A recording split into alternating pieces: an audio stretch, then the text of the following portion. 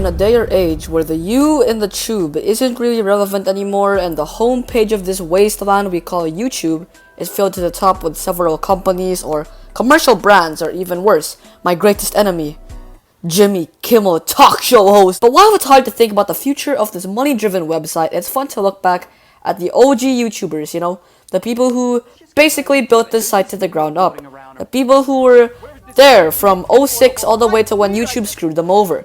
Today, we will be looking at an endangered species called OG YouTubers. Hey, what's up? You wanna talk? How come we don't call no more? Maybe we could play a game. You don't seem to act the same. Or we can make a song, but you just say that's wrong. Or we don't get along. I'll make one on my own. Left me unread, now I am sad. Make me seem so desperate, you just mess with my head. Only thing look forward to when out of my bed. But now I see your name and my heart drops dead.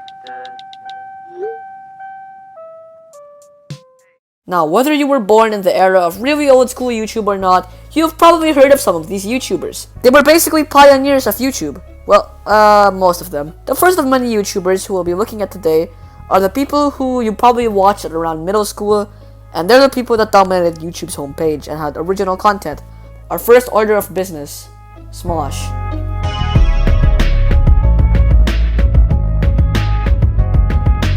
Smosh started out as two best friends making silly lip-sync videos and having the time of their lives, to eventually being consumed and eventually destroyed by a company that took their video ideas and filtered them, which eventually led the co-founder of Smosh to leave and forced Smosh to change their content by adding different cast members, which made them basically another College Humor / BuzzFeed. Sorry, I got a little angry there. It's just that Smosh's potential was so wasted. Anyways, let me elaborate. The YouTube channel Smosh started out at 2005 when two people named Ian and Anthony started making parody videos and comedy sketches. Sure enough, they blew up over time and pursued YouTube full time. And one thing led to another, and they were bought out by a company called Defy Media. Unfortunately for Smosh, this company would do more harm than good, with them basically quote unquote putting their creative ideas through a filter. And on June of 2017, the co-founder of Smosh, Anthony Padilla, left entirely. This was the start of the decline of Smosh, both in views and in content. As of today, Smosh's new content is very diverse from the original content they used to make when it was just Ian and Anthony. Oh, and don't forget Stevie and Ian's mom. Nowadays, Ian barely appears in Smosh videos, and most of the time he's there just for 1/5 of the whole video. And let me be honest, okay, the new Smosh cast isn't that bad, but people want the originals. Anyways, point is, Smosh feels like a company now rather than two friends having fun making comedy sketches, and that's also the reason why nowadays they barely rack up 1 million views. So the question, is Smosh still relevant to this day? Well, not really.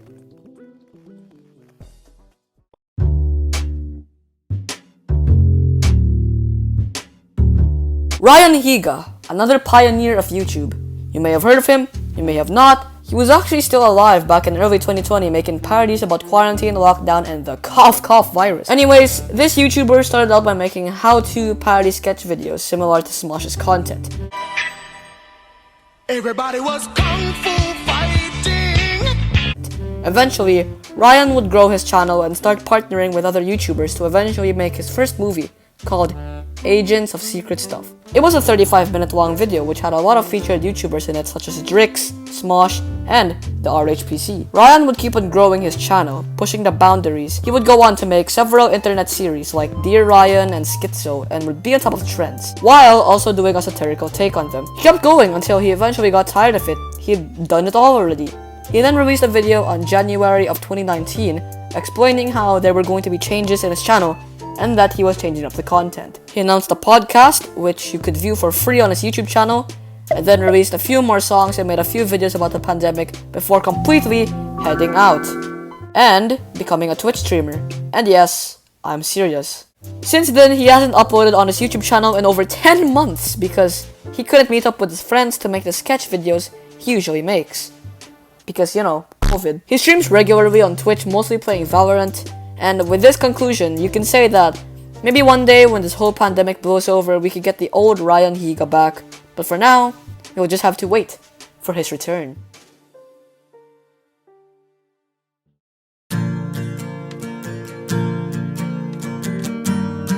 Welcome to the rice fields, motherfucker. Ah yes, Filthy Frank. The channel known as Filthy Frank started out as an OG comedy-driven show where all his characters were being played by the same person. Of course, these videos contained a lot of swearing and offensive stereotypes. He also made several songs, as this was always his passion, and he even released an album as his internet persona called Pink Guy. Filthy Frank, or Joji, has also had his fair share of being in the spotlight, as he was responsible for creating the online trend and sensation called the Harlem Shake.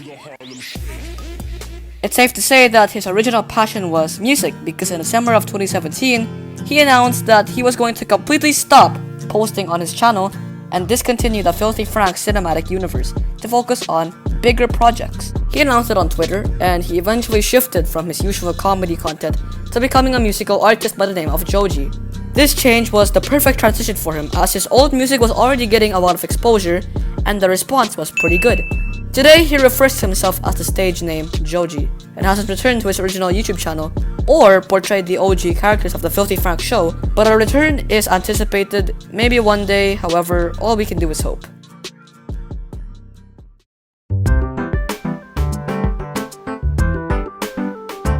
Dawson was one of the more OG YouTubers to ever start producing content on the platform. I never really watched his content on my years on YouTube, but looking back at his content, it's no surprise that he had a massive downfall. His early content consisted of him making comedy sketches and portraying certain characters in the show, including stereotypical and racist characters. Oh, nigga, bitch, monkey woman, you're the— Which also makes sense because it drew a lot of backlash to him. During his career, he also made a few songs, a podcast, and also made a feature-length movie. And let me tell you, this the movie it's not good, okay? Go watch IHE's video, for God's sake. He also produced a series about conspiracy theories on his second channel. I can't be asked to watch any of this crap, honestly. He then later started making documentary series, video, movie thingies on his Shane channel, most of which about celebrities like Jake Paul and Jeffree Star. Anyways, point is, he's been in a lot of drama and controversies over the past few years. One example of which is him being called out for his racist jokes in his early videos and his, racist stereotypes. Unfortunately, the backlash caught up to him, and on June 30 of 2020, YouTube removed monetization on all three of Shane Dawson's channels, following a public backlash over his past controversial comments. Long story short, his troublesome past has caught up to him, including various offensive jokes, use of the N-word, and something he did involving himself and his cat. I won't go into detail. He was cancelled for all these reasons, and he hasn't uploaded on any of his 3 channels in 6 months. I don't really know a lot about Shane Dawson, but that's all I was able to get through the hundreds of articles on YouTube essays I watched about this. Anyways, moving on.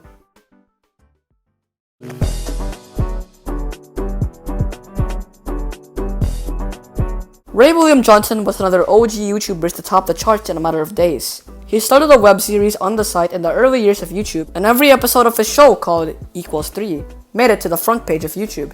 In his web show, he basically reacted to all sorts of viral videos and wacky internet films sent to him by fans who watched the show. That if you put SpongeBob toys inside a McDonald's Happy Meal, Japanese kids will lose their sh**.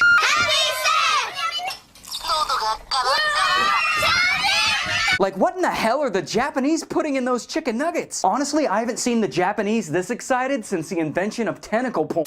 This earned him a lot of fame, and to him, who was basically a college student, went with it. He became a full-time YouTuber, and eventually, he got tired of making his Equals 3 series and on. So on 2014, he left the show. From my college dorm room. And this is my last episode. So, why am I quitting? Well, I'm glad you asked, handsome stranger. Well, the short answer is I've been making internet videos as a hobby for a long time, and I feel like I've outgrown it. Like, I've written— When he left the show, he left it to a brand new host. But then that host left, so there was another host, and then everyone hated. Nowadays, Ray William Johnson pursues a music career on his dead YouTube channel. Hey, just like my animation channel. Point is, he doesn't get any views anymore, and you don't really see Ray William Johnson anymore because he, lost his, basically any relevancy to this day. In conclusion, this wasteland of a site which we call YouTube is changing. It went from 2 small creators publishing their website trying to get people to put their videos on there for the whole world to see, to a company buying it out and giving the highest P scores to late night talk shows. My arch nemesis, Ellen DeGeneres. Anyways, without a doubt, this website that we all grew up with is changing for the worse, with each decision screwing over small creators just like me before. Anyways, it's always fun to look back at the people who built the site from the ground up. You know, the pioneers if you will. And it's always fun to see how good the content they produced were before today's YouTube. And I'm not just making this video to sell out on this other creators' past works of art. I'm here to spread the message that YouTube is changing and it's going down a path most of us can't follow. With today's content being basically almost terrible compared to the old content of this website. But alas, we never take something for granted before they're truly, really gone. But what do I know? I'm just some kid who has too much free time who has 70 subs. Anyways, I'm gonna stop rambling now. Till next time, fellas. This is Chaze, signing out. It's Blender. There is an extension that lets you fill the sky with apple pies real accurately. Just Blender and pure determination can get you much closer